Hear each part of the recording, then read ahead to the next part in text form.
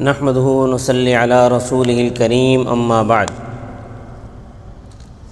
غزوہ احد کا ذکر چل رہا تھا۔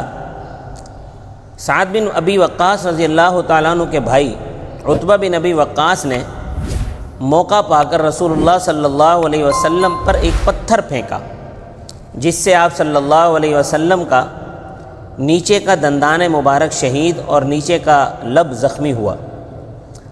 سعد بن ابی وقاص فرماتے ہیں کہ میں جس قدر اپنے بھائی عتبہ کے قتل کا حریص اور خواہش مند رہا، اتنا کسی کے قتل کا کبھی حریص اور خواہش مند نہیں ہوا۔ عبداللہ بن قمیہ جو قریش کا مشہور پہلوان تھا، اس نے آپ صلی اللہ علیہ وسلم پر اس زور سے حملہ کیا کہ رخسار مبارک زخمی ہوا اور خود کے دو حلقے، یہ جو خود سر پر پہنی جاتی ہے جس کے حلقے لٹک رہے ہوتے تھے، اس کے دو حلقے آپ کے رخسار مبارک میں گھس گئے۔ عبداللہ بن شہاب زہری نے پتھر مار کر پیشانی مبارک کو زخمی کیا۔ چہرہ انور پر جب خون بہنے لگا تو ابو سعید خدری رضی اللہ تعالیٰ عنہ کے والد ماجد مالک بن سنان رضی اللہ تعالیٰ عنہ نے تمام خون چوس کر چہرہ انور کو صاف کر دیا۔ آپ صلی اللہ علیہ وسلم نے فرمایا، لن تمسک النار، تجھ کو جہنم کی آگ ہرگز نہ لگے گی۔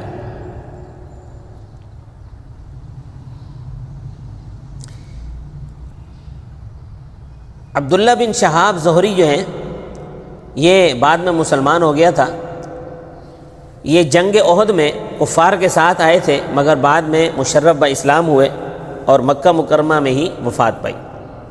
معجم طبرانی میں ابو امامہ رضی اللہ تعالیٰ عنہ سے مروی ہے کہ ابن قمیہ نے آپ کو زخمی کرنے کے بعد کہا، لو اس کو، اور میں ابن قمیہ ہوں، خذھا وانا ابن قمیہ، کہ میں ابن قمیہ ہوں۔ آپ صلی اللہ علیہ وسلم نے ارشاد فرمایا، اقمعک اللہ، اللہ تجھ کو ذلیل اور خوار، ہلاک و برباد کرے۔ چند روز ابھی نہیں گزرے تھے کہ اللہ تعالیٰ نے ابن قمیہ پر ایک پہاڑی بکرا مسلط کیا، جس نے اپنے سینگوں سے ابن قمیہ کو ٹکڑے ٹکڑے کر ڈالا۔ جسم مبارک پر چونکہ آپ صلی اللہ علیہ وسلم کے جسم مبارک پر دو آہینی زرہوں کا بھی بوجھ تھا، اس لیے آن صلی اللہ علیہ وسلم ایک گڑھے میں گر گئے، جس کو ابو عامر فاسق نے مسلمانوں کے لیے بنایا تھا۔ حضرت علی رضی اللہ تعالیٰ نے آپ کا ہاتھ پکڑا اور حضرت طلحہ نے کمر تھام کر سہارا دیا، تب آپ کھڑے ہوئے اور ارشاد فرمایا کہ جو شخص چلتے پھرتے زندہ شہید کو دیکھنا چاہے وہ طلحہ کو دیکھ لے۔ عائشہ صدیقہ رضی اللہ تعالیٰ عنہ بنت صدیق اپنے باپ حضرت ابوبکر صدیق رضی اللہ عنہما سے راوی ہیں کہ چہرہ انور میں زرہ کی جو دو کڑیاں چبھ گئی تھیں، ابو عبیدہ بن جراح رضی اللہ تعالیٰ عنہ نے ان کو اپنے دانتوں سے پکڑ کر کھینچا، جس سے حضرت ابو عبیدہ کے بھی دو دانت شہید ہوئے۔ رسول اللہ صلی اللہ علیہ وسلم نے جب پہاڑ پر چڑھنے کا ارادہ فرمایا تو ضعف، نقاہت اور دو زروں کے بوجھ کی وجہ سے مجبور ہوئے۔ اس وقت حضرت طلحہ رضی اللہ تعالیٰ عنہ آپ کے نیچے بیٹھ گئے، آپ ان پر اپنے پیر رکھ کر اوپر چڑھے، اور حضرت زبیر فرماتے ہیں کہ میں نے اس وقت نبی کریم صلی اللہ علیہ وسلم کو یہ کہتے ہوئے سنا، اوجب طلحہ، طلحہ نے اپنے لیے جنت واجب کر لی ہے۔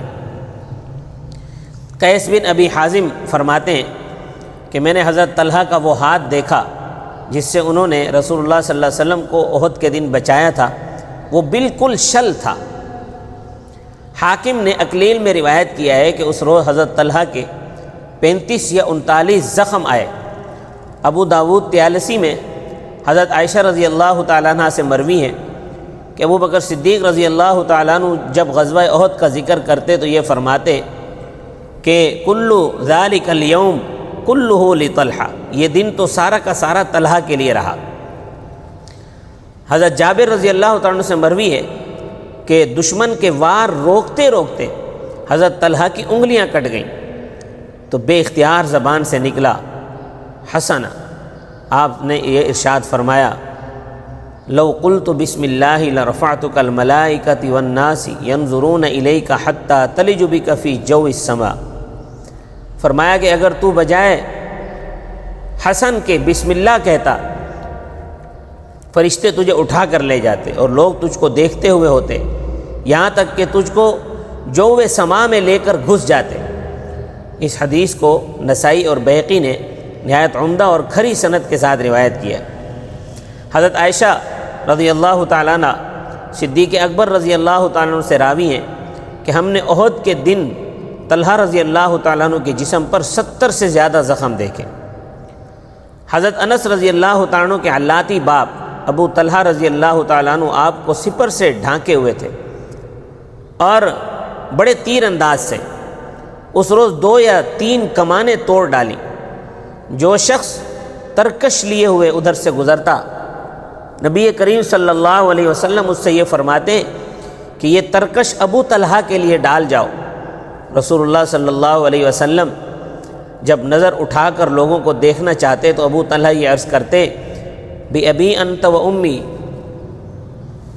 لَا تَشَرَّفْ يُصْبُكَ سَهْمُ مِنْ سِهَامِ الْقَوْمِ نَحْرَ دُونَ نَحْرِكَ، میرے ماں باپ آپ پر فدا ہوں، آپ نظر نہ اٹھائیں، نصیب دشمنا کوئی تیر نہ آ لگے، میرا سینہ آپ کے سینے کے لیے سپر ہے۔ سعد بن ابی وقاص رضی اللہ تعالیٰ عنہ بڑے تیر انداز تھے۔ احد کے دن رسول اللہ صلی اللہ علیہ وسلم نے اپنے ترکش کے تمام تیر نکال کر ان کے سامنے ڈال دیے اور فرمایا ارمی فدا کا ابی و امی، تیر چلا میرے ماں باپ تجھ پر فدا ہوں۔ حضرت علی فرماتے ہیں کہ میں نے سوائے سعد بن ابی وقاص کے اور کسی کے لیے رسول اللہ صلی اللہ علیہ وسلم کو فدا کا ابی و امی کہتے ہوئے نہیں سنا۔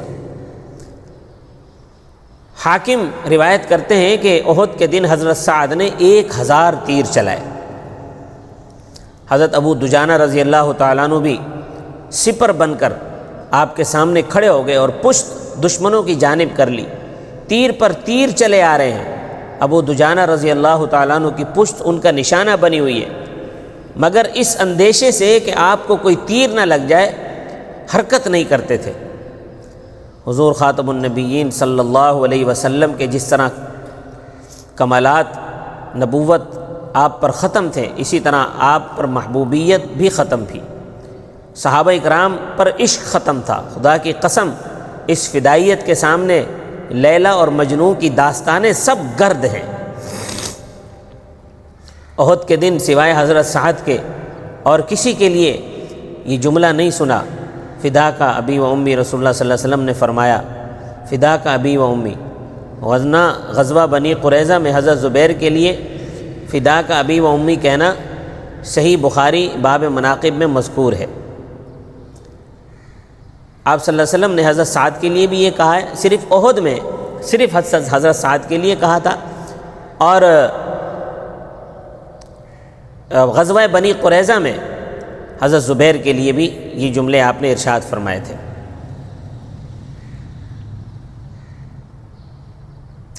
اللہ تبارک و تعالی مجھے اور آپ کو حضور صلی اللہ علیہ وسلم کا اسی طرح عشق نصیب فرمائے۔ حضرت انس رضی اللہ تعالیٰ عنہ راوی ہیں کہ احد کے دن رسول اللہ صلی اللہ علیہ وسلم اپنے چہرہ انور سے خون پونچھتے جاتے تھے اور یہ کہتے جاتے تھے کہ وہ قوم کیسے فلاح پا سکتی ہے جس نے اپنے پیغمبر کا چہرہ خون آلود کیا اور وہ ان کو اپنے پروردگار کی طرف بلاتا ہے۔ اللہ تبارک و تعالی ہم سب کو نبی کریم صلی اللہ علیہ وسلم کے احکامات پر جانثاری کی توفیق نصیب فرمائے۔ ہمیں بھی صحابہ اکرام کی طرح رسول اللہ صلی اللہ علیہ وسلم کی ذات سے عشق نصیب فرمائے۔ وما علینا الا البلاغ المبین۔